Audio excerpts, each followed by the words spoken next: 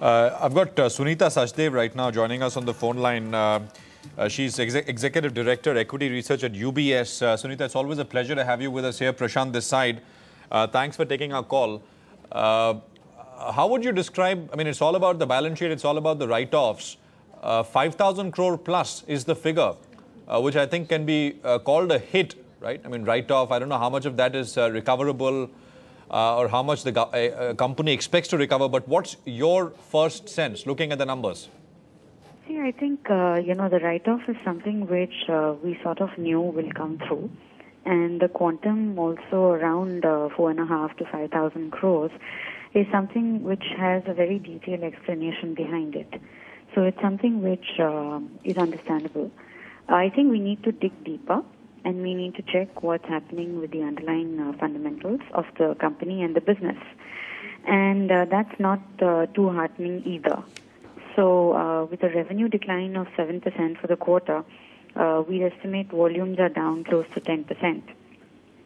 And the EBITDA is down 50%, even if 55%, even if you are grossing out the extraordinary write-offs.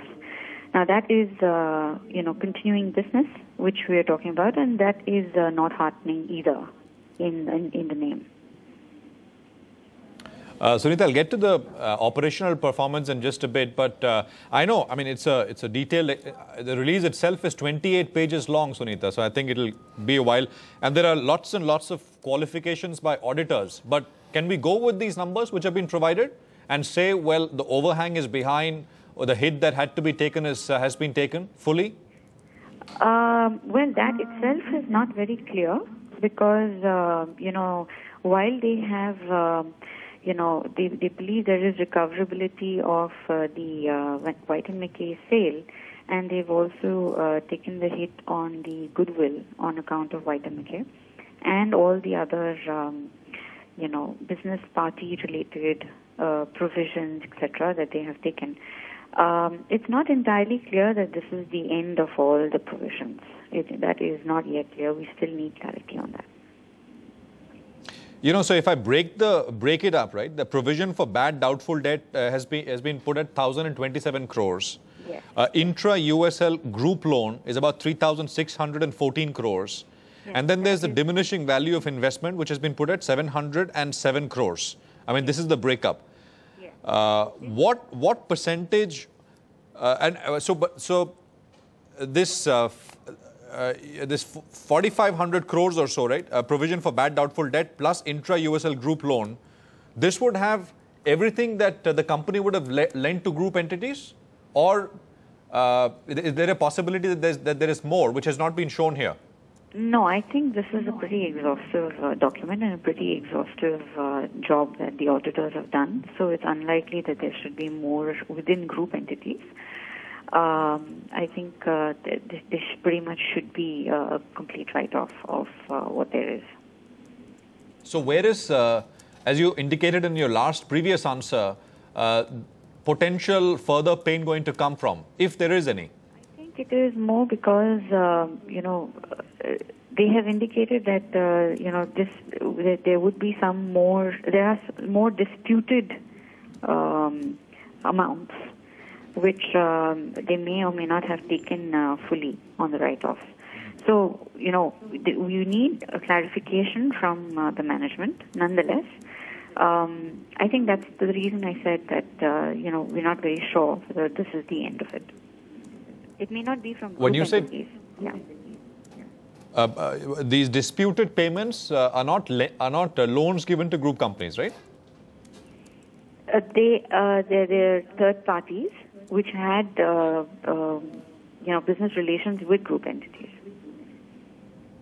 Okay. So is there a figure in the report, in the release which has been put out? What's the quantum of that? Yeah, there's amounts claimed from alleged group entities. There's amount owing to the company which is disputed.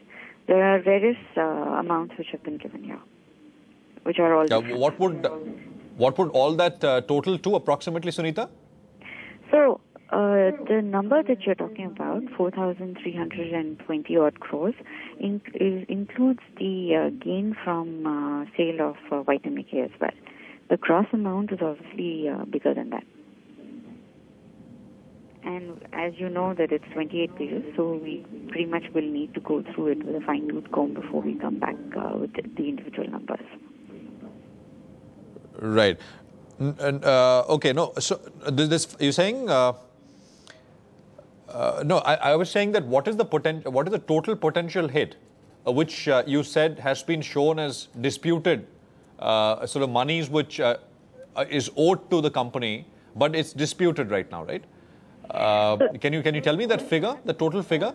And you're saying that includes the White and McKay sale, which is going to happen pretty soon, right? Which is going to conclude pretty soon. Yes, so that number has also been kind of adjusted in this, extraordinary items. Okay. How do you see, have you seen the qualifications by auditor? I mean, a series of qualifications by the auditor. What do you make of it? Process of seeing those, actually. We're in the process of seeing that. There's also, I think, a point where they say that they'll have to file a report under the Sikh industrial companies. How do you see this? Would you say it's a technical requirement rather than reflective of the long-term prospects of the company?